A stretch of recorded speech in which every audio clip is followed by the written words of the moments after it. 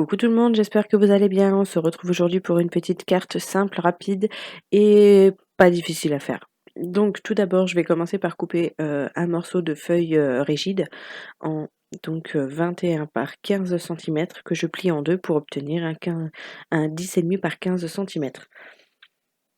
Je marque mon pli. Ensuite, je vais prendre des chutes de papier au motif fraise. J'avais très envie de réaliser une carte avec ce motif, mais je n'avais que ces chutes-là et j'avais pas envie de prendre une nouvelle feuille. Donc j'ai mesuré combien faisait ma carte et combien faisaient les chutes. J'ai coupé donc ma première chute de papier à un peu moins de la moitié de la carte en format pour obtenir une petite moitié, on va dire. Ensuite, j'ai pareil coupé à 14,5 centimètres dans la longueur. Je vérifie, ça me convient. Donc je prends les mesures et je fais pareil sur l'autre chute. Donc ça doit être peut-être 3,5 centimètres ou 4 centimètres de largeur. Après, vous faites en fonction de vos chutes de papier, évidemment. Donc là, pareil, 14,5 centimètres. Je coupe avec mon cutter et je positionne mon deuxième morceau à côté.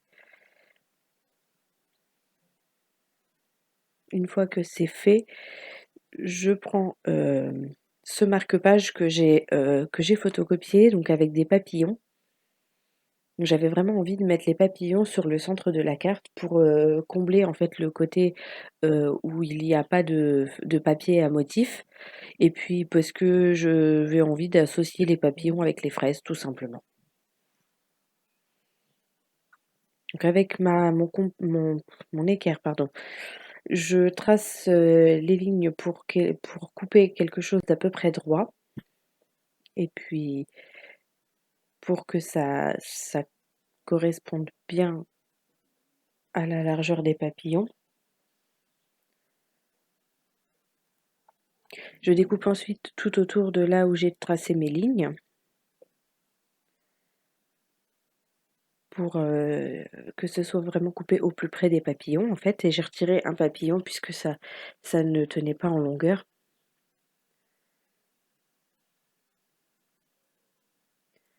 Une fois que j'ai découpé, je positionne mes 3 éléments pour vérifier s'ils vont bien sur la carte et ça se marie très bien. Donc j'arrondis les angles d'un côté de mon papier, de ma chute de papier.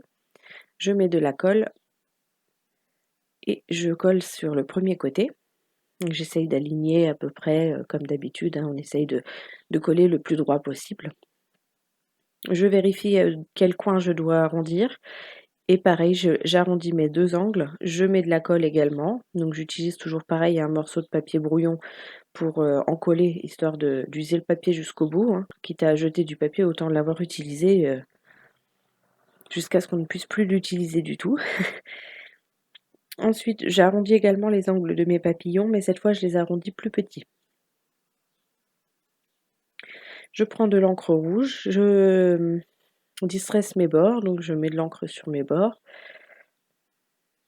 Et une fois ceci fait, je vérifie, ça me convient toujours. Et j'en colle également mon petit marque-page. Et je le colle à son emplacement.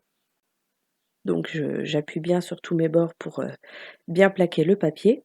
Ensuite, je vais prendre une chute de papier calque ainsi que mon encre Stazone et je regarde dans les différentes planches que je me suis sélectionnées un sentiment qui me plaît. Donc là, c'est une carte que j'ai prévu d'envoyer à une personne en particulier, donc je choisis le sentiment en fonction de la personne. Je fais souvent ça, hein, je fais souvent mes cartes à la carte, c'est le cas de le dire. Et souvent, j'accorde en fonction de la personne à qui je l'envoie. Donc là, je regarde si je peux coller mon dernier papillon et je me dis que non, ça va faire trop chargé.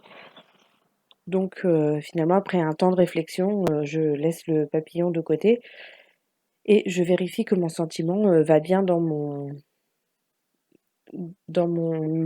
ma carte. Donc je découpe au bord du texte. Donc là, c'est écrit Enjoy the journée. Habituellement, j'utilise plutôt des sentiments en français, mais là, pour l'occasion, je me suis dit: «Celui-ci me convenait bien», donc c'est parti. Donc j'arrondis également les angles du côté le plus petit et je prends de l'adhésif double face et je voulais prendre celui-ci qui est fin, donc je vérifie là que mon encre était bien sèche. Je prends, mes ciseaux pour couper, l'adhésif et je me rends compte qu'en fait mon adhésif est blanc et je me suis dit que: «Mince, non, je vais pas mettre du blanc parce que ça va faire moche en fait». Donc du coup, je prends celui-ci qui est plus épais et puis pour mettre, mais il est transparent, donc du coup, je le mets en fait derrière les écritures pour pas que ça se voit spécialement de trop, quoi. Donc je colle, sur le texte pour que ça soit un petit peu moins visible.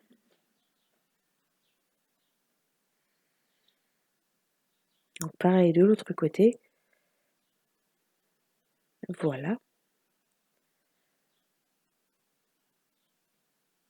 hop, je retire donc les protections et je colle et c'est le dernier élément de ma carte. Je m'arrête là pour cette carte qui est très simple et très rapide comme vous avez pu le constater. Donc je vous montre le résultat de plus près.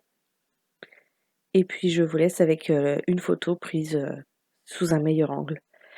J'espère que cette vidéo vous a plu et je vous dis à très bientôt pour une nouvelle vidéo.